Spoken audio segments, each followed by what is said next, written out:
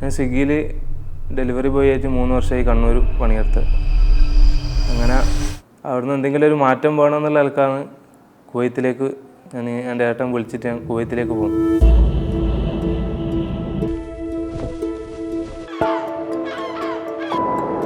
അവിടുന്ന് എന്തെങ്കിലുമൊക്കെ ഒന്ന് ആകണമെന്ന് അവിടെ തന്നെ ഈ കുവൈത്തിലേക്ക് പോയപ്പോഴാണ് എനിക്ക് മനസ്സിലായത് എന്തെങ്കിലുമൊക്കെ നമ്മൾ കൈത്തൊഴിലായിട്ട് വേണം എന്നുള്ളത്. എനിക്ക് എന്തെങ്കിലുമൊക്കെ പഠിക്കണം എന്നുള്ള നിലക്കാണ് ഞാൻ ഡിസൈനിങ്ങിൽ എനിക്കൊരു വലിയ താല്പര്യം ഉണ്ടായിരുന്നു. അവിടുന്ന് തന്നെ എന്തായി 2 മാസത്തെ ശമ്പളത്തിൽ നിന്ന് ലാപ്ടോപ്പും അവിടെ തന്നെ വാങ്ങി നാട്ടിലേക്ക് പോന്ന്.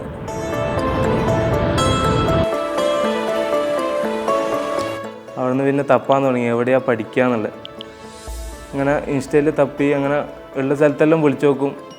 ഇങ്ങനെ തപ്പിക്കൊണ്ടിരിക്കുമ്പോഴാണ് ഇൻസ്റ്റയിൽ ആരിസംഗോ കണ്ടപ്പോൾ എൻ്റെ ഒരു ചങ്ങായി പറഞ്ഞത് കുഴപ്പമില്ല, അടിപൊളിയാണ്, നീ പോയി നോക്ക്, നമുക്ക് രണ്ടാളും കൂടി ഒരു ദിവസം പോവാം. അങ്ങനെ നമ്മൾ രണ്ടാളും കൂടി വന്ന് നബാനായിട്ട് ആദ്യം മീറ്റ് ചെയ്തപ്പോൾ ഓൻ പറഞ്ഞു കുഴപ്പമൊന്നുമില്ല. ഞാൻ എനിക്ക് ആകെ പേടിയെന്ന് വെച്ചാൽ ഇംഗ്ലീഷ് അറിയാത്തതുകൊണ്ട് നമുക്കിത് പഠിക്കാൻ പറ്റുമോ.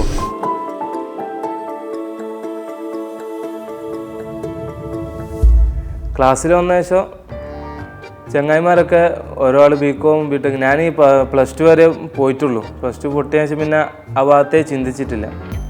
അപ്പോൾ +2 ശേഷമുള്ള കാര്യം എന്താണെന്നുള്ള എനിക്കറിയില്ല. ബികോം ബിടെക് എന്തൊക്കെയാണെന്നുള്ളത് എനിക്കറിയില്ല. അപ്പോൾ ഞാൻ ചോദിക്കുന്ന ആൾക്കാരൊക്കെ ഇങ്ങനത്തെ ഓരോ തസ്തികയിലൊക്കെ പഠിച്ച ആൾക്കാരാണെന്നുള്ളതാണ് പറയുന്നത്. പക്ഷേ ഞാൻ എൻ്റെ കൂടെ ആകെ ഉള്ളത് സുബീർ മാത്രമേ എനിക്ക് 10ാം ക്ലാസ് പാസ്സായി എന്നുള്ള.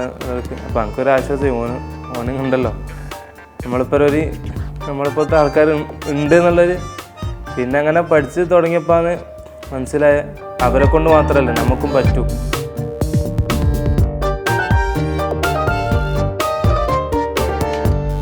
അങ്ങനെ ടൂളൊക്കെ പഠിച്ച് അത് അത്യാവശ്യം കുഴപ്പമില്ലാതെ അങ്ങനെ പോയിക്കൊണ്ടിരിക്കുക. അങ്ങനെ ഞാൻ വലിയ പഠിപ്പിഷ്ടമൊന്നുമല്ല ക്ലാസ്സിൽ. അങ്ങനെ അവസാനം എല്ലാം കോഴ്സൊക്കെ കഴിയാനായി പോർട്ട്ഫോളിയോ സെറ്റാക്കുന്ന സമയം വന്നു.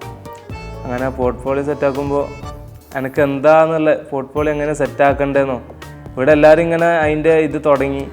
എനിക്ക് എന്നിട്ടൊരു ബോധം വന്നില്ല എങ്ങനെയാണ് ഇത് ചെയ്യേണ്ടത്. ഞാൻ പല മൈൻഡിലേക്കും പോയി. ഈ പിൻട്രസ്റ്റിലും പിന്നെ ബിഹാൻസിലും എല്ലാം സെർച്ച് ചെയ്തു. പക്ഷേ എൻ്റേതായിട്ടുള്ളൊരു ഇത് എനിക്ക് കിട്ടിയില്ല. അങ്ങനെ ഒരു ദിവസം രാത്രി ഇങ്ങനെ വെറുതെ ഇരിക്കുമ്പോൾ റൂമിൽ ഇങ്ങനെ ഇരിക്കുന്ന ടൈമിൽ ഇങ്ങനെ വാട്സപ്പിൻ്റെ ഇത് കണ്ടപ്പോൾ എനിക്ക് ആ ഒരു മൈൻഡിൽ അത് അങ്ങനെ ഒന്ന് ചെയ്താലോ നോക്കി. അപ്പോൾ എൻ്റെ അടുത്ത് 2 വാട്സപ്പ് ഉണ്ട്. അപ്പോൾ ഒരു വാട്സപ്പിൽ നിന്ന് ഞാൻ ഇങ്ങനെ ഇതിലേക്ക് ഇട്ട് നോക്കി. അങ്ങനെ രണ്ടും അങ്ങോട്ടും ഇങ്ങോട്ടും ഒരു മാച്ച് ആകുന്നുണ്ടോ നോക്കി.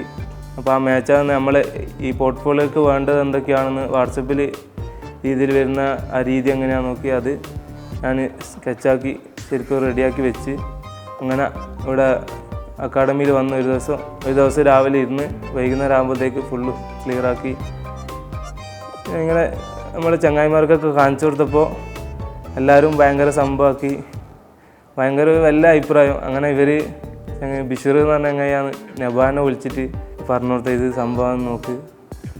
അങ്ങനെ നോക്കുമ്പോൾ നബാന് ഭയങ്കര അത്ഭുതമായി. ഓന് ഇവിടെയുള്ള അക്കാഡമിയുള്ള എല്ലാവരോടും പറഞ്ഞ് സംഭവമാക്കി. അന്നേരം എനിക്ക് മനസ്സിലായി ഞാനൊരു ഡിസൈനറായി എന്നുള്ളൊരു തോട്ട് എനിക്ക് വന്ന്. ഇപ്പോൾ ഞാനൊരു ഡിസൈനറാണ്.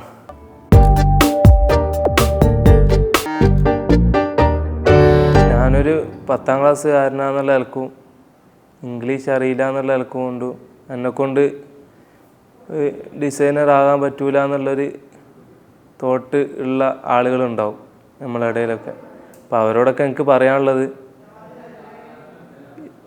നിങ്ങൾക്ക് ടൈം കിട്ടുന്നില്ല എന്നാണെങ്കിലോ നിങ്ങൾക്ക് പൈസ ഇല്ല എന്നുള്ള ഇതാണെങ്കിലോ നിങ്ങൾ എന്നെ ഒന്ന് നോക്കിയാൽ മതി. കാരണം ഈ പഠിത്തത്തിൻ്റെ ഇടയിൽ ഞാൻ പാർട്ട് ടൈമായിട്ട് സ്വിഗ്ഗിയിൽ വർക്ക് ചെയ്തിട്ടാണ് ഞാൻ ക്യാഷ് ഉണ്ടാക്കുന്നതും എൻ്റെ ടൈം ഞാൻ സ്പെൻഡ് ചെയ്തിട്ട് എൻ്റെ ഫീസ് അടക്കുന്നതൊക്കെ. എൻ്റെ കാര്യങ്ങൾ ഞാൻ വീട്ടിൽ അറിയിക്കാതെ എൻ്റെ കാര്യങ്ങൾ ഞാൻ ചെയ്തു പോകുന്നുണ്ട്. അപ്പോൾ ഇപ്പോൾ പറയുകയാണെങ്കിലും എനിക്കിപ്പോൾ സ്വിഗ്ഗിയിൽ ഡെലിവറി ഓടാനുണ്ട്.